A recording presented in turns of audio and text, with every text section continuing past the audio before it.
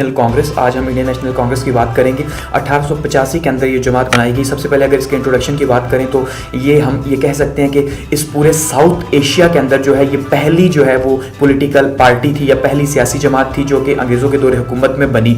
अगर इसकी फाउंडर की बात की जाए तो मिस्टर A.O. ह्यूम जो थे वो इसके पहले फाउंडर थे, जो कि इससे पहले जो है उनकी बात की जाए तो वो बंगाल की सिविल सर्विस के अंदर एक ऑफिसर थे और वहाँ से 1882 के अंदर उन्होंने जो है वो रिज़ाइन किया। उसके बाद उन्होंने हिंदुस्तान के अंदर ही महसूस किया कि बहुत ज़्यादा बेचैनी है, तो उन्होंने एक जमात बनाने का फैसला किया जिसका नाम उन्होंने इंडियन नेशनल कांग्रेस रखा। इसके बगैर बैकग्राउंड की थोड़ी सी बात करें तो उसके बैकग्राउंड हम देखते हैं कि 1857 की जो जंग आज़ादी थी उसमें क्योंकि बहुत ज़्यादा ऑब्सेशन था, बहुत ज़्यादा गुस्सा था मुसलमानों के अंदर भी, हिंदुओं के अंदर भी, पूरे हिंदुस्तानियों के अंदर एक बहुत ज़्यादा गुस्सा था और वो चाहते थे कि उन्हें कोई ऐसा प्लेटफॉर्म मिले जहाँ पर वो डिबेट्स कर सके, डिस्कशंस कर सके हिंदुस्तानियों के मसले मसाइल को हल करने के लिए, जहाँ पे बातचीत की जा सके। तो ऐसे में उन्होंने भी, उनकी भी यही ख्वाहिश थी कि एक ऐसी सियासी जमात बनाई जाए। तो इसी वजह से जो है वो 1885 के अंदर जो है इंडियन नेशनल कांग्रेस बनाई गई।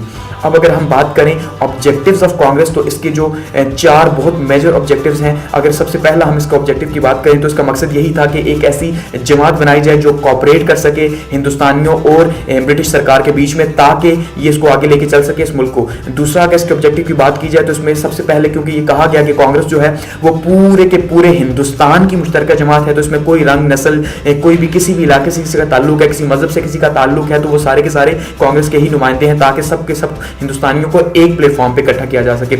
इसके अगर थर्ड पॉइंट की बात करें तो उसके अंदर यही कहा गया कि भाई जितने भी सोशल प्रॉब्लम्स चल रहे हैं इस टाइम पे हिंदुस्तान के अंदर, सारे के सारे सोशल प्रॉब्लम्स को जो है इस प्लेटफॉर्म पे यानी कांग्रेस के प्लेटफॉर्म पे डिस्कस किया जाए। इस वजह से कांग्रेस बनाई गई। और एट द एंड अगर हम इसके चौथे ऑब्जेक्टिव की बात करें तो चौथे ऑब्जेक्टिव हम देखते हैं कि इसमें सबसे जो अहम पॉइंट था वो यही था, जो हिंदुस्तान के अंदर जो इंटेलेक्चुअल्स हैं, जो पढ़ा लिखा तबका है, उनको मजीद शेयर मिले हिंदुस्तान की सर्विस के अंदर, हिंदुस्तान में काम करने को मौका मिले। तो उसके लिए ज़रूरी था कि वो अपना पॉइंट ऑफ व्यू जो है वो किसी न किसी प्लेटफॉर्म से उठाएं, तो उस वजह से कांग्रेस को बनाया गया। तो ये 4 जो है बेसिक ऑब्जेक्टिव्स कांग्रेस के माने जाते हैं।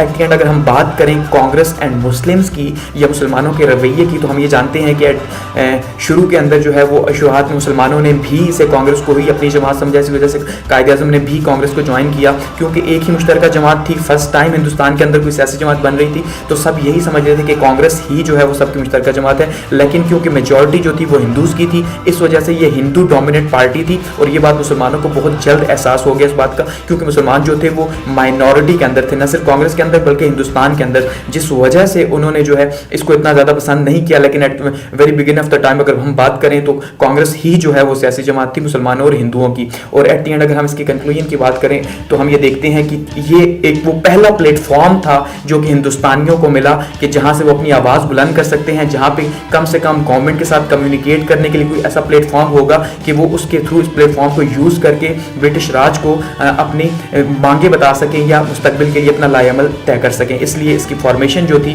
पहली सियासी जमात के तौर पे बहुत ज़्यादा इंपॉर्टेंट मानी जाती है।